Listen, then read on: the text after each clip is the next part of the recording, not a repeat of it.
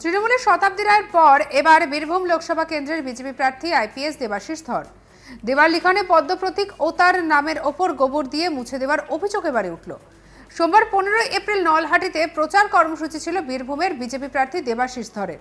প্রচারে বেরিয়ে বিষয়টি নজরে আসে তার। এরপর ওই গোবর লেপা দেওয়ালের কাছে দাঁড়িয়ে নির্বাচন কমিশনকে অভিযোগ জানাবেন বলে আইপিএস দেবাশিস ধর জানান। ঘটনাটি বীরভূমের নলহাটির পাইকপাড়া গ্রামে। আর ওই এলাকায় প্রচারে বেরিয়ে দেওয়ালে একেবারে গোবর লেপে দেওয়ার বিষয়টি দেখতে পান বিজেপির প্রার্থী দেবাশিস ধর। তিনি বিষয়টি জানিয়ে নির্বাচন কমিশনে লিখিতভাবে অভিযোগ দায়ের করবেন বলে জানিয়েছেন বিজেপি প্রার্থী।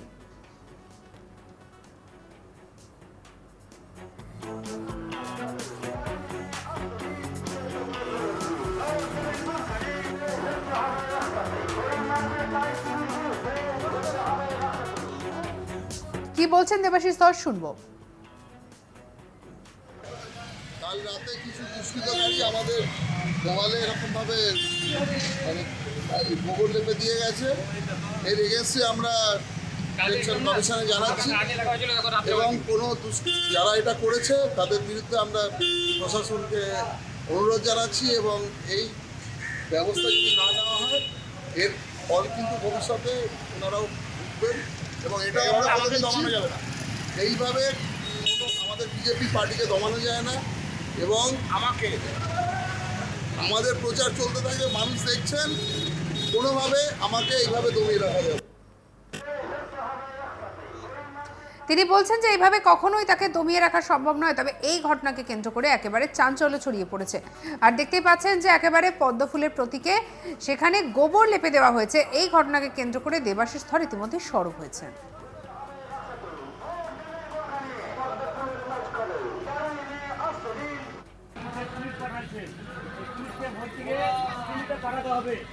আর এদিকে আমাদের এখানে শান্তনু হাজরার কি রিপোর্ট দেখাবো।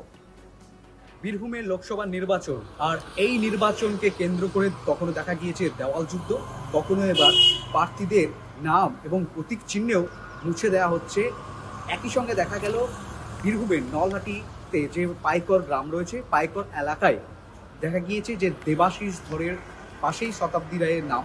ঠিক দেবাশিস ধরের যে পদ্মফুল প্রতীক চিহ্ন, সেই প্রতীক চিহ্নে গোবর দিয়ে মুছে ফেলার অভিযোগ হলো। আর সেই গোবর দেওয়ালে দাঁড়িয়ে বিজেপি প্রার্থী আইপিএস দেবাশিস ধর নির্বাচন কমিশনকে দ্বারস্থ হবে বলেও জানিয়েছেন। একই সঙ্গে ওই এলাকার প্রশাসনকেও জানাবেন এবং অনুরোধ করবেন এই ঘটনা কিভাবে ঘটছে এবং কেন ঘটছে তা নিয়ে কিন্তু তিনি ওই দেওয়ালের সামনেই মন্তব্য করেছেন। তবে অপরদিকে তৃণমূল কর্মী সমর্থকেরা এই বিষয়ে তাকে খোঁচা দিয়ে বলছে যে বিজেপি গোবর জল দিয়ে তো শুদ্ধিকরণ মনে করে, তাহলে তাদের প্রতীককে শুদ্ধিকরণ করাই হয়েছে। এই ধরনের নোংরামি কাজ আমাদের কোনো কর্মী সমর্থক করেনি। বীরভূম জেলায় বিজেপির অনেক গোষ্ঠীকন্দল রয়েছে, হয়তো সেই গোষ্ঠীকন্দলই করেছে বলে তারা দাবি করছে। রীতিমতো পদ্মকে মুছে দেওয়া হলো গোবর দিয়ে। আর এই বিষয়ে বিস্ফোরক মন্তব্য একের অপরকে করতে থাকছে বীরভূম লোকসভা কেন্দ্রের দুই পার্টির সমর্থিত কর্মী সমর্থক ও নেতৃত্বরা।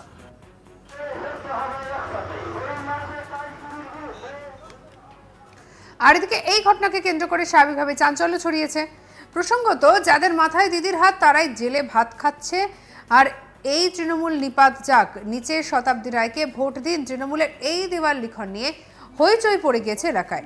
তৃণমূলের দেওয়ালে কে বা কারা এই ধরনের লেখা লিখলো তা নিয়ে প্রশ্ন উঠেছে।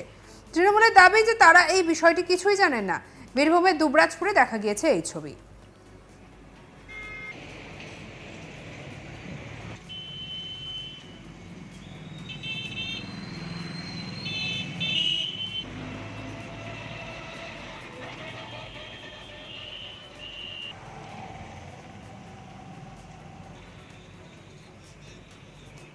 এখানে দেওয়াল লিখনে তৃণমূলের প্রার্থীর নাম আর তার উপরে দলের বিরুদ্ধে মন্তব্য। একেবারে গোটা ঘটনাকে কেন্দ্র করে চাঞ্চল্য ছড়িয়ে পড়েছে। নির্বাচনী প্রচারে দেওয়াল লিখনে দেখা যাচ্ছিল যে বিজেপি তৃণমূলকে কটাক্ষ, কখনো বা তৃণমূল বিজেপিকে কটাক্ষ করছিল। আর এদিকে দুবরাজপুরে তৃণমূলের দেওয়ালে তৃণমূল লিখেছে ছড়া, সেখানে তৃণমূলের প্রার্থী শতাব্দী রায়, যেখানে লেখা রয়েছে যে যাদের মাথায় দিদির হাত তারাই খাচ্ছে জেলের ভাত, এই তৃণমূল নিপাত যাক।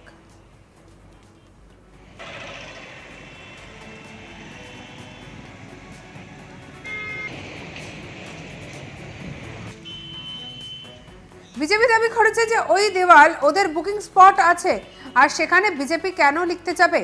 আমরা প্রকাশ্যে দেওয়াল লিখবো, তবে ওদের যে কর্মী লিখেছে সে ঠিকই লিখেছে, কারণ আপনারা জানেন যে মুখ্যমন্ত্রী প্রিয় কেষ্ট ভাই সে এখন তিহারে বন্দি। তাহলে এই দেওয়াল লিখা তো একেবারে স্পষ্ট আর সত্যি। তবে উল্টো দিক থেকে দুবরাজপুর বিধানসভার 2 নম্বর ওয়ার্ডের পৌর সদস্য বুলটি চক্রবর্তী কি বলছেন শুনবো। এ নিয়ে বলার যে 2022-এ যখন পৌরসভা ভোট হয় তখন বিজেপিরা ওইটা দেওয়াল লেখন ছিল, আর এখন লোকসভা ভোটে নিচের দেওয়ালে তৃণমূলের দেওয়াল লেখন হয়েছে। ওইটা আমাদের কোনো দেওয়াল লেখন নাই, কিন্তু আপনাদের বুক করা দেওয়ালেই লেখা রয়েছে। ওই বুক করাটা আমাদের নয়, ওইটা কোনো অপপ্রচার হতে পারে, কিন্তু আমাদের দেওয়াল লেখন নিচে আমরা দিদি লিখেছি, আমরা ওইটা বিজেপির ছিল, ওইখানে আমরা হাত দিইনি। আর এই 2 দেওয়াল লেখনকে কেন্দ্র করে বর্তমানে একেবারে বীরভূমের রাজ্য রাজনীতি তুঙ্গে উঠেছে। একদিকে পদ্মফুলের প্রতীকে গোবর লেপে দেওয়া হলো, আর অন্যদিকে দেখা যাচ্ছে যে এইভাবে অন্য দেওয়াল লিখনে ছড়া কেটে লেখা হয়েছে এমন কথা, যাকে কেন্দ্র করে শুরু হয়েছে রাজনৈতিক চর্চা।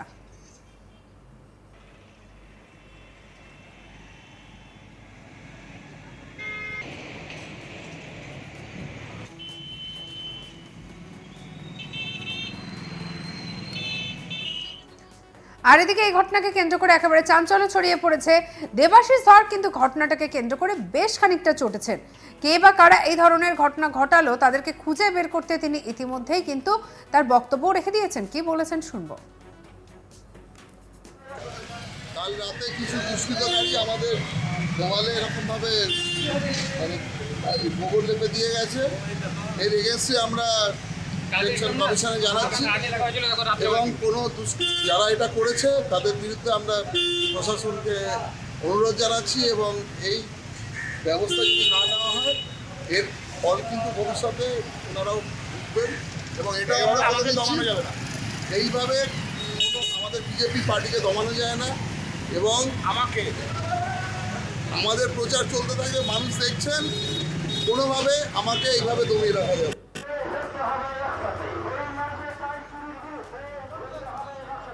আর এই ঘটনাকে কেন্দ্র করে একেবারে রাজনৈতিক পরিসর সরগরম। সঙ্গে রাখুন আজ তাক বাংলাকে অন্যান্য খবরের জন্য সাবস্ক্রাইব করে নিন।